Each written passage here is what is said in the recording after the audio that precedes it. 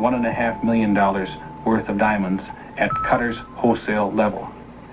If you were to try and carry $1.5 million worth of gold, you would have to have a carload to carry it away. This could be put into a small cigarette package. Throughout the ages, diamonds have inspired poets and smugglers, gentlemen and thieves. The diamond is most precious of all gems, and may be the most dangerous to possess. For many diamonds are said to carry a curse.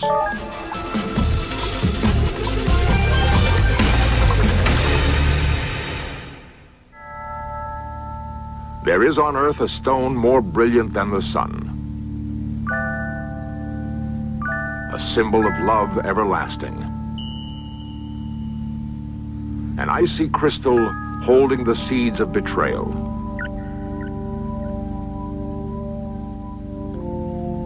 The diamond is a paradox whose beauty veils a black heart.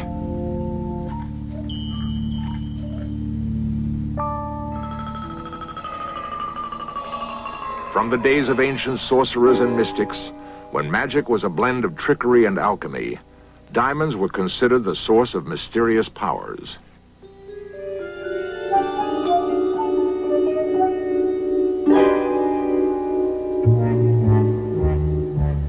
Many believed that diamond dust could neutralize the strongest poison, guard against insanity, ward off evil spirits, and weave an unbreakable spell.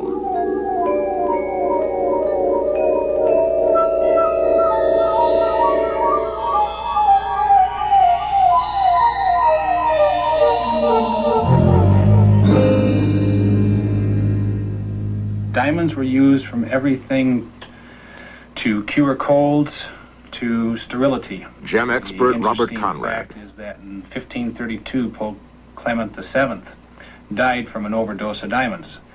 His doctors at that time subscribed him to take spoonfuls of diamond dust. After his 14th spoonful, he died. Diamonds have often summoned tragedy, not good fortune. Is there such a thing as a diamond curse? Diamonds were first discovered in India, and there the greatest diamond curse might have been born. In the 17th century, a diamond merchant named Jean Tavernier heard tales of a legendary diamond of deep blue. The stories told of an ancient statue guarded by priests of the god Ramasita.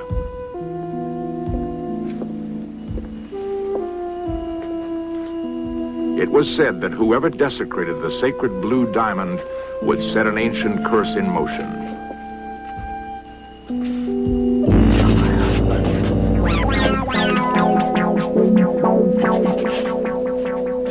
Years later, Tavernier would be torn apart by wild dogs. The world's greatest blue diamond would come to be associated with kings. The French court at Versailles would be next to fall under its influence.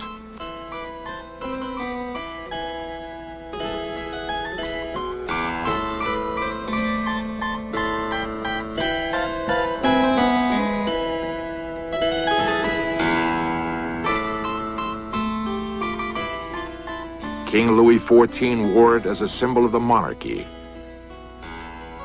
He died from smallpox. Louis XVI wore it and lost his head in the French Revolution. 3 years after that revolution, the blue diamond was stolen in the most spectacular jewel theft in history.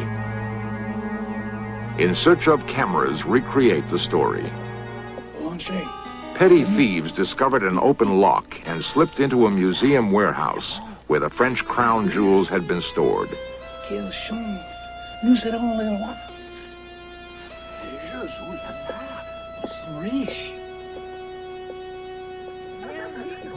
They told friends about the gems they had found. Night after night, they were able to return unnoticed. Paris was still in social turmoil following the revolution. The loot consisted of every personal possession of Louis XVI and his queen. Everything. Statues, pictures, furs, as well as jewelry.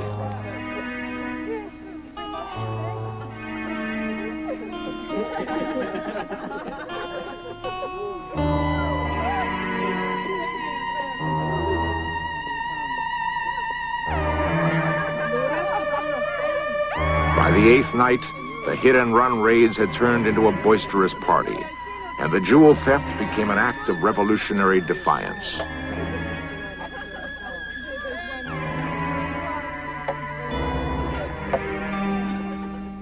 Outside, the people of France were cold and hungry, while inside the warehouse, the robbers celebrated with a beggar's banquet.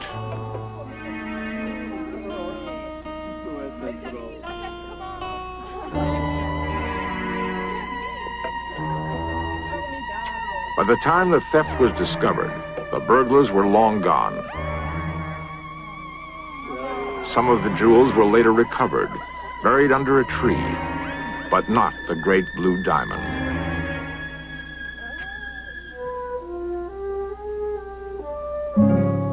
Spain was believed to be the next stop on the diamond's journey. 7 years after the robbery, the artist Goya painted a portrait of the Spanish Queen Maria Luisa, wearing what may have been the French blue diamond. Soon afterwards, she was forced to abdicate and flee the country. In 1830, a 45-carat diamond of the same deep blue appeared in London. Henry Philip Hope purchased it for $90,000.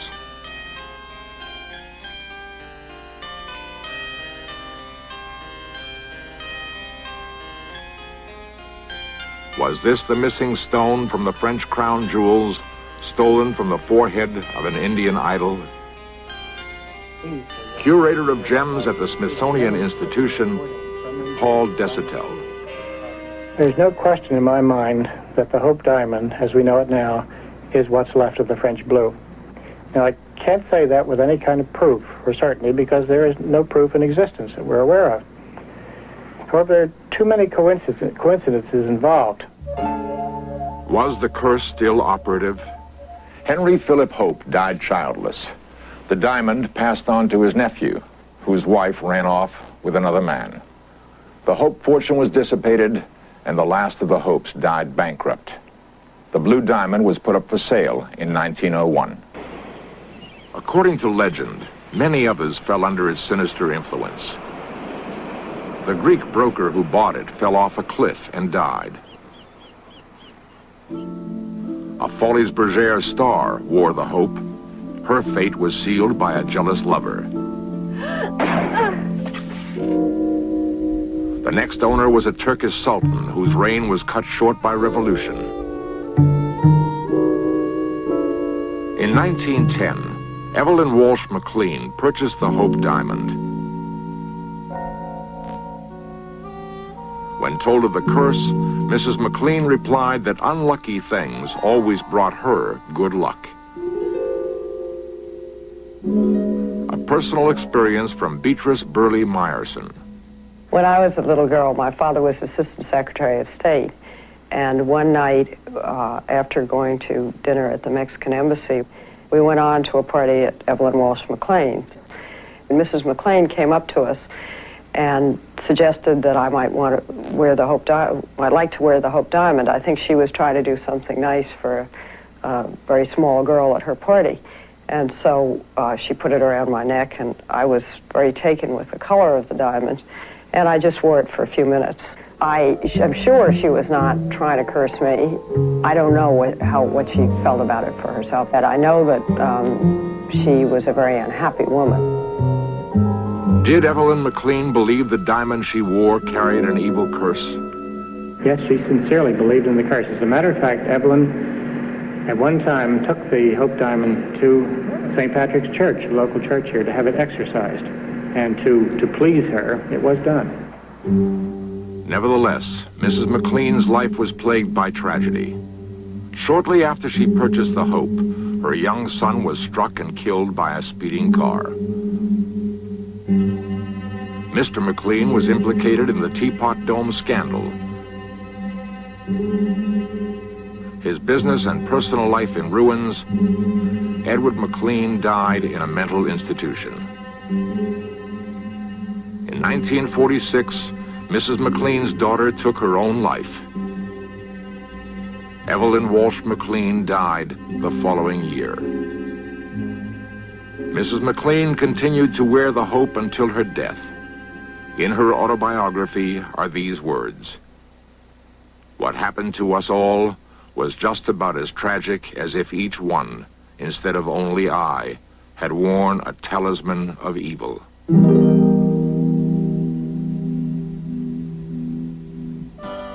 An ancient curse from an angry god? For 3 centuries, the infamous Blue Diamond has left behind it a trail of tragedy. The Hope is not the only diamond associated with a curse. A fabulous necklace of diamonds cast a shadow of scandal and doubt on a royal house, and may have helped trigger a revolution. The ancients believed that stars could fall from the skies and shine on Earth as diamonds. It is ironic that the rarest gem is forged from the most common element on Earth, carbon. Over millions of years, intense heat and pressure transform the carbon into a crystal, unique in all of nature. Paul Desautels. The one thing that makes a diamond different from anything that exists on the earth is that it's hard. It is the hardest thing known. That transcends everything else that can be said of that diamond. And it's because of that that everything else has come about. The name diamond, by the way, means indestructible. And people thought they were, and they had special mystical significance. Diamonds were prized by the Mughal emperors and by very early potentates. They were not valued so much for themselves as for what they could do or what they represented. In ancient India, one diamond symbolized power. It was the Kohinoor, cursed with a 600-year history of bloodshed. Legend held that whoever owned this diamond would rule the world.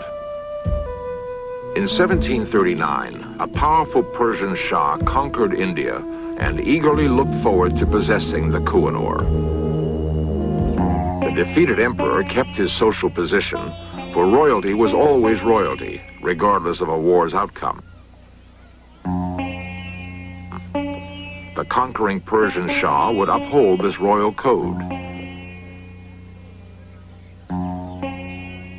Having been guaranteed personal safety, the emperor had hidden the diamond in his turban, believing its mysterious power would help him regain his throne. Meanwhile, the Shah had ransacked the city, searching for the Kohinoor. Unsuccessful, he convinced servants in the emperor's court to spy.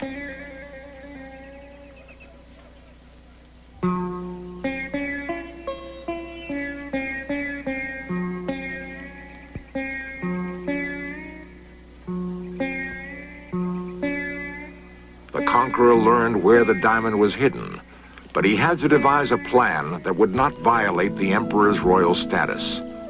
With clever strategy, the Shah proposed a formal truce to the emperor and arranged a public ceremony. An exchange of turbans was a rarely used but traditional gesture of peace.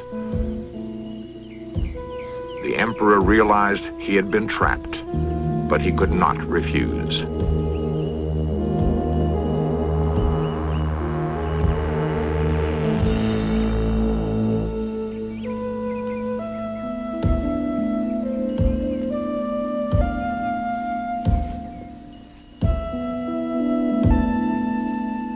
When the British annexed India, the Kohinoor would change hands for the last time, for it was to be set in the English crown jewels.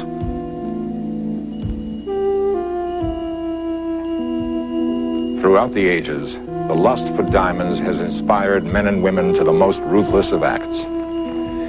Indeed, it has been written that the history of diamonds is a chronicle of treachery and deceit. Can it be only coincidence that diamonds are so often associated with violence and evil? Perhaps, in the diamond's exquisite beauty, we see the dark reflection of our own designs.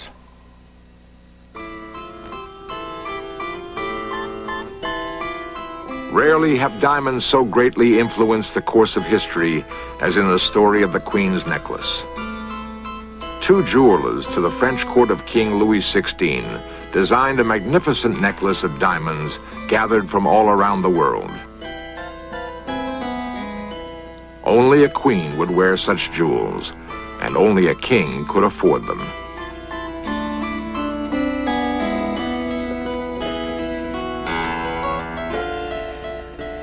The jewelers hoped King Louis would buy the diamond necklace for his queen, Marie Antoinette. Their timing was poor. France was in turmoil. Louis and Marie could not risk such extravagance.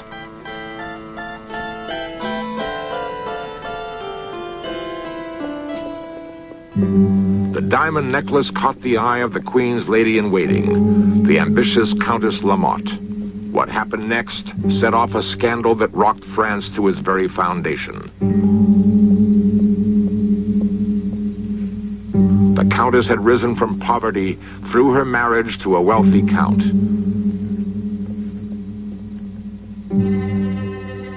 Together, they hatched a plot to swindle the jewelers and take the necklace.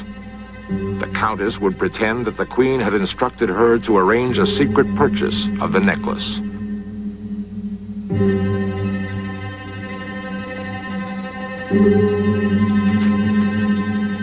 She had no difficulty persuading the jewelers that she was acting on behalf of the Queen.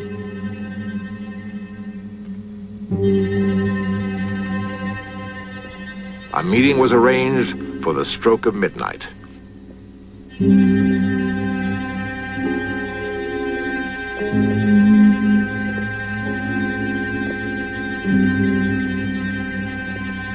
When the Countess came disguised as the Queen, the jewelers relinquished the stunning necklace. The swindle was complete. The diamond necklace affair, what it did was to bring into the open the frivolity and the extravagance and the life of the court at Versailles. It's very interesting. Professor at the University of Southern California, Dr. A. Lloyd Moot. The diamond incident is probably the most spectacular of all the events at the court during this period of time in the image of people. It's a glamorous event. It has cloak and dagger elements. It has love elements, scandalous elements. In a sense, what we have is a dramatic event, which in itself does not create the French Revolution. No one event can create something like that. But it does crystallize opinion for and against, in this case, largely against an entire regime.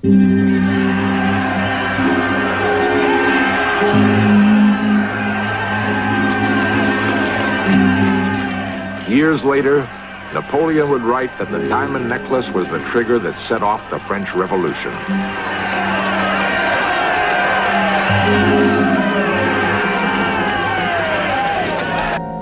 When the jewelers presented their bill to King Louis, he naturally refused to pay. It might all have ended there if he hadn't made a fateful error. He insisted the courts publicly try the villains. By calling attention to the necklace, Louis helped cause his own downfall. And what happened to the necklace itself? It disappeared from the French court forever. The diamonds were broken down and sold separately. Today, they are once again scattered throughout the world. We wonder what curse, if any, they have cast upon their new owners.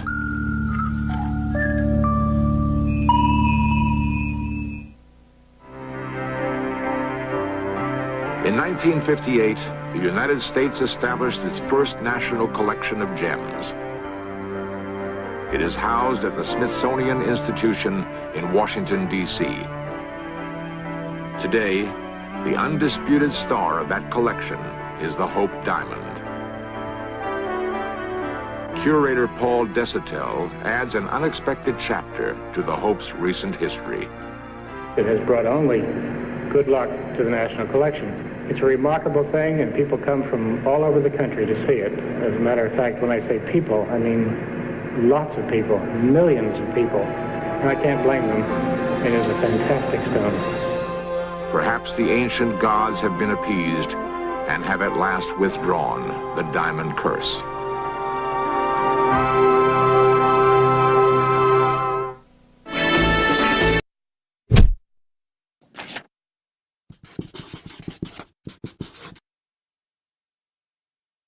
Vikings.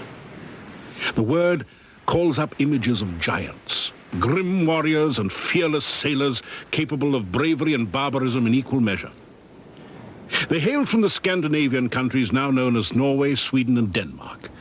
The bleak, mountainous interiors of their homelands made them an outward-looking people from the start. At the beginning of the Middle Ages, they began pushing their longboats out from the fjords, scanning the horizons for precious land and sources of trade, and terrorizing the hapless Europeans who stood in their way. For more than 500 years, they swept into Europe, east, south, and west. The westward-looking Norwegians would move stepwise across the Atlantic, from the British Isles to Iceland to Greenland, and finally to a mysterious place called Vinland, somewhere in America. Every schoolchild knows that the rogue Viking Leif Erikson set foot in the New World long before Columbus's historic voyage. But until recently, just how the Scandinavians managed this navigational feat remained a mystery. The questions persist. Did they try to colonize the Americas? And how much of their seafaring skill did they bequeath to medieval Europe?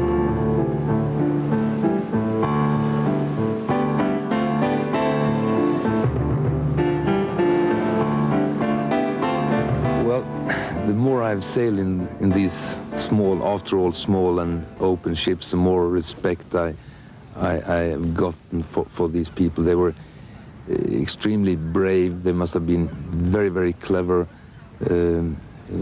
shipbuilders, sailors, navigators. They must have been very well organized, and I mean, they were fantastic. Ragnar Thorseth, adventurer from Norway, knows the seafaring ways of the Vikings as intimately as anyone. For the last decade, Thorseth had dedicated himself to building replicas of Viking ships and sailing them round the world.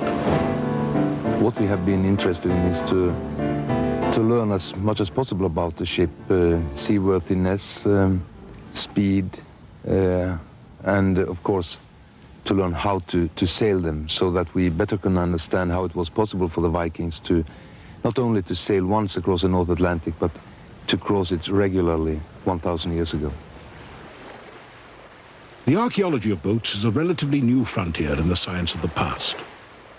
Working with scholars from the Viking ship museums in Norway and Denmark, Ragnar has tried to remain as faithful to the original Viking shipbuilding craft as possible. What is unique for Scandinavian shipbuilding at that time is the clink building technique. Most ships today the planks are like this, but the Viking ships, it's more like this, and then they are nailed together. And first you build up the ships with the planking, and then later on you put in the ribs, while in most other traditions they do it the opposite way. Thorseth's fleet consists of replicas of 3 ships. Gaia, a copy of the largest Viking ship yet found, built in 850 AD as a raiding vessel and probably once the property of a king. The Oseberg, a copy of a royal yacht dating from about 800 AD, is the most elegant of the Viking ships. The original was built for protected waters and never meant to see the high seas. The Saga Sigla, the most seaworthy of the 3 vessels, is an 11th century Viking trader. Well, if I were to cross the North Atlantic again, I would go for the Saga Sigla, the Knarr. But if I were to compete in America's Cup, I would go for the Gaia. Beautiful, fast ship, really.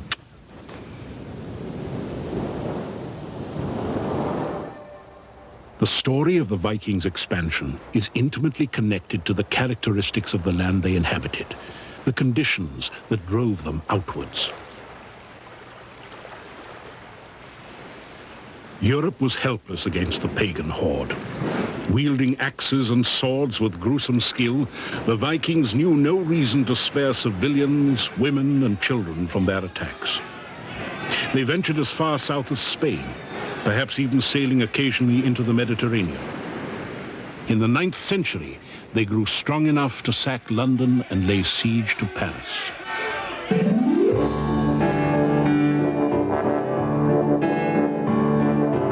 They settled parts of Ireland, northern England, and conquered the city of York. Well, I think we've completely revolutionized people's idea of the Viking era in York. People used to think of the Vikings coming and just destroying the city, but we've seen a picture where they come and they inject new life into the place and they lay it out with the streets and the properties and the churches and the buildings, which you can still see today. The lines of the properties still exist 1,000 years after, but they have their origin in the Viking Age. So the Vikings came as traders and as merchants, and they gave York new economic life.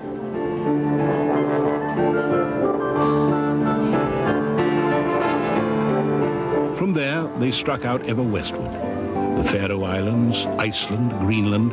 In the process, they became learned seamen.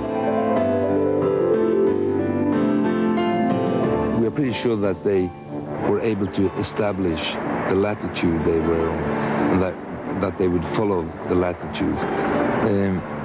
We are pretty sure that they had a sun compass to help them establish the latitude. We also know that they were well familiar with the planets, with the stars.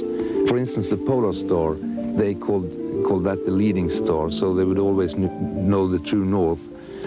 And of course, anytime when it was clear weather, they would have the sun and the moon and the other planets.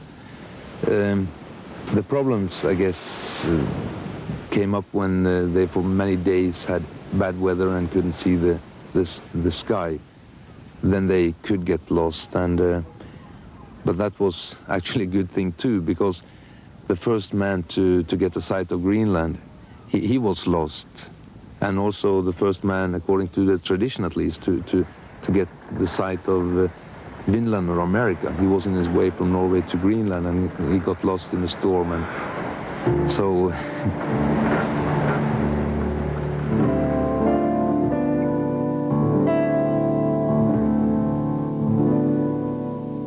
Our source for those westward journeys are two sagas, both of which tell of the volatile clan of Eric the Red. Theirs is a tale of discovery driven by violence and exile. Eric's father, exiled from Norway on charges of manslaughter, took his family to Iceland. Eric himself, exiled from Iceland after several fights and killings, set off in 986 to settle on the island of Greenland. Eventually, the colony would grow to several thousand settlers. It conducted brisk trade with Europe for several centuries. Greenland was a rich country. It had many resources which Europe wanted in the medieval period.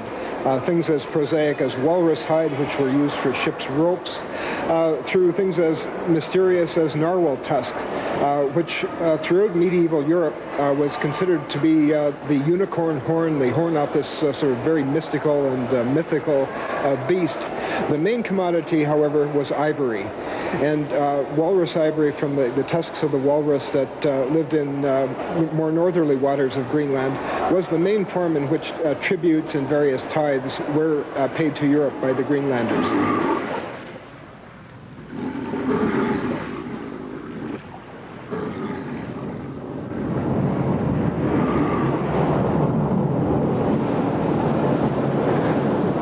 The Vikings continued to look westward across the Atlantic. According to the saga of the Greenlanders, one Bjarni Herjolfsson was driven off course while trying to reach Greenland and sighted North America in 986. He did not go ashore, but he carried the knowledge of the continent back to Greenland. In about 1000, Eric the Red Sun, Leif, decided to strike out for the mysterious westward land to see if it might be suitable for colonization. According to the sagas, Leif's expedition first happened upon a barren landscape backdropped by mountains and glaciers. Leif dubbed the place Helund, or Land of Flat Rocks. Scholars believe this to be Baffin Island. Sailing southward, they then pulled ashore on a wooded place with a gently sloping shoreline and broad white beaches. This they named Markland, or Land of the Forest. It was probably Labrador. Then to the south of that was a third land, which they called Vinland. And this is the one that the questions are about. We don't know exactly where Vinland was, except that it was somewhere to the south of Labrador. For years, scholars have debated the truth of the sagas and the location of Vinland, even the meaning of the term Vinland. Hann mælti þá á norrænu stund leið, var gengin eigi miklu lengra. He spoke then the Norse language and said, I have something new to tell you. I found wines and grapes. The name Vinland was given to the land by Leif Erikson in the sagas because, as he said, because of the good qualities that it has. Now, this has been a controversy in scholarship ever since because people want to, in modern days, see it as V-I-N with an accent on the I, Vinland, meaning land of wine or land of grapevines. But in Leif Erikson's time, they really had no knowledge of grapevines or wine. There was an Old Norse word, V-I-N without the accent, Vinland, which referred to pasture land. And in fact, any Norse explorer finding a new land would have had as his first priority to find pasture land. They lived on their cattle. They carried cattle with them in their ships as they went exploring. And their first priority was find a place for the cattle to graze. Well, Norse people would settle in a land where the old pattern of culture fitted. I mean, in Newfoundland, they would find what they were used to, hunting seals, hunting caribou, and all that stuff. And furthermore, it was very important to stop in time, don't sail too long, because I lived in the wilds for many, many years in the northern part, and the preparations for the winter, on that depends life and death. They had to build houses, they had to hunt, had to fish, and prepare for the winter. It was here, in northern Newfoundland, that the definitive evidence was finally found. Norwegian archaeologists Helga and Anna Stina Ingstad spent the better part of a decade sailing up and down the Atlantic coast of North America, looking for clues of the Vikings. In 1961, they arrived at L'Anse aux Meadows. Dr. Ingstad is a Norwegian explorer, but his wife Anna Stina was the archaeologist. And they arrived in L'Anse aux Meadows by accident, really, and they met with the local spokesman of the community, Mr. George Decker. Dr. Ingstad asked Mr. Decker if there was anything unusual, any humps or bumps or mounds around, and Mr. Decker said, yes, there are some Indian campsites up by Black Duck Brook. And there it was. Even if it was so overgrown as it was, and it was made very clear that it was remains of old houses. But we didn't know, of course, who had built these houses. There might have been Indians, there might have been Eskimos, there might have been fishermen, it might have been whalers, and at last it might have been Norsemen. Only excavation could tell the story. But personally, I had a strong feeling from my experience in Greenland and in western part of Norway that this was a place that the Norse people would like to build their homes.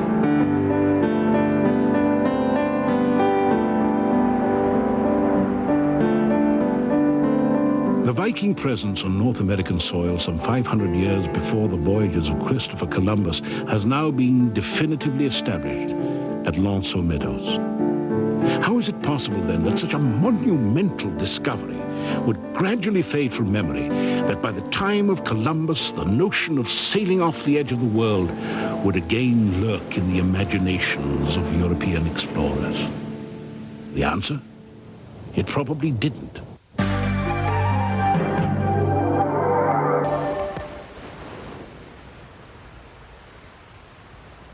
In 1957, Yale University acquired a rather stunning map dating from the mid-1400s. On its western extremity appears the island of Vinland, 400 years after Leif's journey and 50 before Columbus's. If authentic, the map proves that the reality of transatlantic crossing was still present in the minds of Europeans. Part of the controversy about the Vinland map is the question of its provenance. There are speculations that it did actually come from a Spanish library in a private family library that was perhaps trying to avoid the Spanish regulation on exporting antiquities. Indeed, the map raised such intriguing questions that several scholars sought a simpler answer. It was a forgery. And close examination revealed that the ink on the document contained titanium oxide, a chemical available only in the 20th century. But I've shown a way that there could have been a transfer of this titanium dioxide into the ink in modern times as an accidental transfer during cleaning. In the mid-1950s, tissue paper of some manufacturer for a few years did contain commercial titanium dioxide, exactly the material that has been found in the map. There is, however, reason to believe the map authentic. On the upper left-hand corner is inscribed a long secret message in code, a cryptogram. The discovery of the cryptogram in the inscriptions of the Vinland map shows that someone went to an awful lot of trouble to incorporate these cryptograms in the inscription. One does not create a cryptogram hidden in an inscription except by an awful lot of very hard retrying work, and just one change of one word in this inscription could destroy the structure of the entire cryptogram. For a forger to go to all the effort to incorporate two cryptograms in two separate inscriptions in the map is very difficult for me to imagine. If the map is indeed authentic, it testifies that the Vikings had lost nothing of their navigational skills in the years preceding the momentous voyages of Columbus. Columbus did definitely know about the Vikings and their voyages to North America. Remember that Columbus was born less than 50 years after the last Viking ship sailed from Norway to Greenland. We also know that Columbus was in Bristol when he was a young sailor, and Bristol was an important harbor, and they had lots of ships sailing up to Iceland and also to Greenland. So the Viking voyages, it was a living tradition.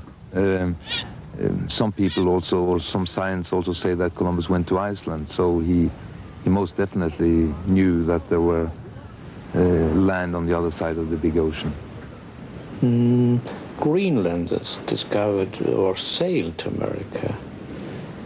Greenland was colonized from Iceland, and so when we think America being found by Europeans, there were mainly Greenlanders who sailed from Greenland to the continent of America. We don't speak of Christopher Columbus in this country. The Indians were there a long time before both Columbus and the Vikings, so the Vikings were probably the first Europeans in North America, but I mean they were there for a short period. Columbus, of course, opened up America for the Europeans. It is too easy in this day and age to forget the true magnitude of the Vikings' achievements, to underestimate the elemental forces they challenged. But Ragnar Thorseth is not likely to forget. In May 1992, the valiant trader, the Saga Sigla, and the elegant royal yacht Oseberg foundered in a sudden storm off the coast of Spain. Luckier than their Viking forebears, the crew survived to tell the tale and to build and sail Viking ships once again. What extraordinarily brave men they must have been, pushing their open longboats into the fjords of Scandinavia, setting sail for unknown, hostile lands. An epic saga in themselves, these voyages wrote a heroic prelude to the European age of discovery. Leaving one to ponder, will we ever know the extent of the debt that Columbus owed his Viking predecessors?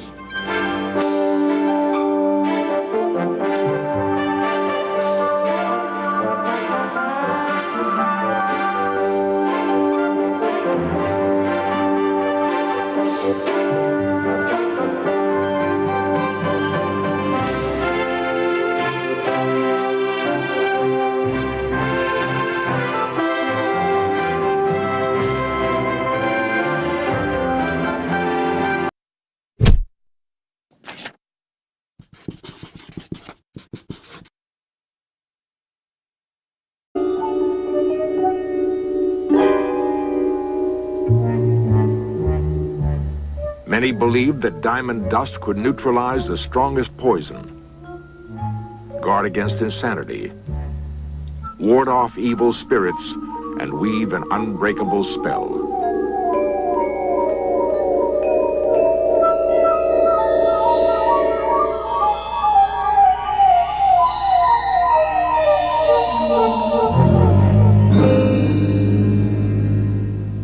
Diamonds were used from everything to cure colds to sterility. Gem expert Robert The interesting Conrad. fact is that in 1532, Pope Clement VII died from an overdose of diamonds.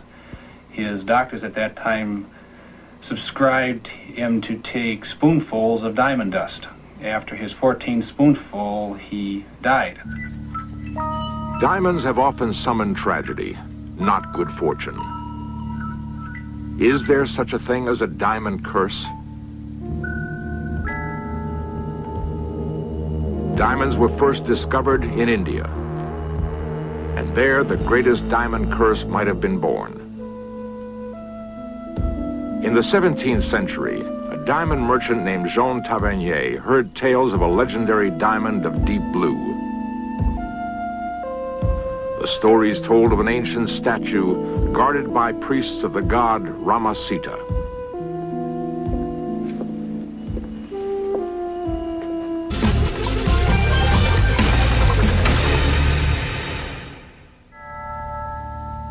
There is on earth a stone more brilliant than the sun, a symbol of love everlasting. An icy crystal holding the seeds of betrayal.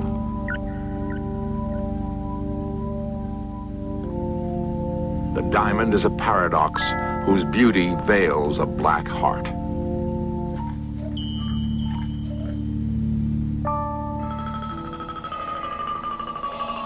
From the days of ancient sorcerers and mystics, when magic was a blend of trickery and alchemy, diamonds were considered the source of mysterious powers.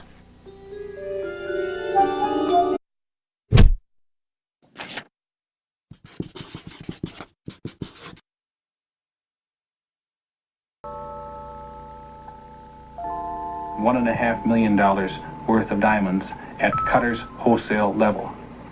If you were to try and carry $1.5 million worth of gold, you would have to have a carload to carry it away. This could be put into a small cigarette package. Throughout the ages, diamonds have inspired poets and smugglers, gentlemen and thieves. The diamond is most precious of all gems, and may be the most dangerous to possess. For many diamonds are said to carry a curse. It was said that whoever desecrated the sacred blue diamond would set an ancient curse in motion.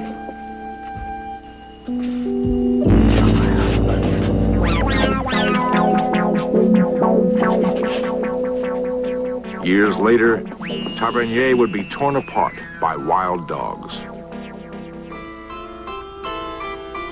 The world's greatest blue diamond would come to be associated with kings. The French court at Versailles would be next to fall under its influence.